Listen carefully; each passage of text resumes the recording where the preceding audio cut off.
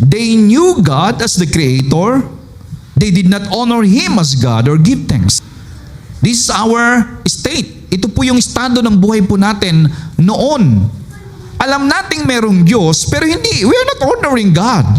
We are not worshiping God. But now, glory, hallelujah, I can see in your face, ikaw na ngayon ang pinakamasigasig na sumamba sa Panginoon. At palalim ng palalim yan. Yung pagsamba na yan, palalim ng palalim yan.